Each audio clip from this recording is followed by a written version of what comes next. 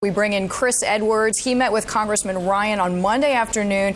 Chris is the tax policy director at the Cato Institute in Washington. He is also a former senior economist for the Congressional Joint Economic Committee. He is joining us by phone. Chris, good morning. Thanks for joining us. Before we get to the 2012 budget and this proposed $6 trillion in cuts, I want to ask you, does Congressman Ryan's plan change the strategy at all for this year?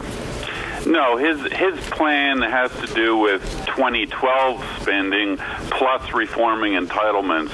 I think if Congressman Ryan's plan has a message for the Democrats, it's that the drive at spending cuts this year is really only the first step of longer-term reforms. I think President Obama and the Democrats are crazy if they think that the Republican drive to cut spending is only kind of a one-year deal.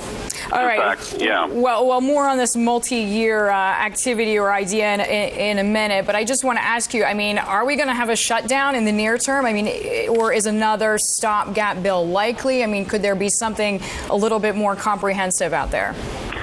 I think it's pretty clear that House Republicans, especially all these new freshman conservatives, want the $60 billion of cuts that they originally voted for and promised their constituents.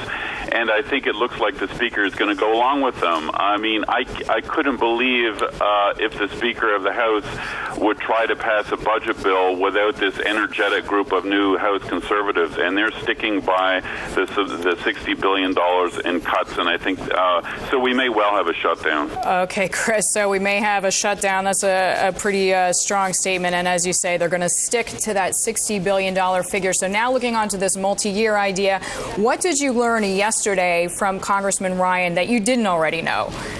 Well, I think your correspondent had it exactly right. He does further so-called discretionary cuts for 2012 next year, but the main focus is on converting Medicare to a system based on individual choice.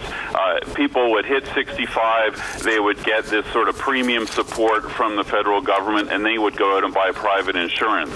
With Medicaid, which is the health care program for low-income Americans, it would be converted to a fixed grant amount for the states.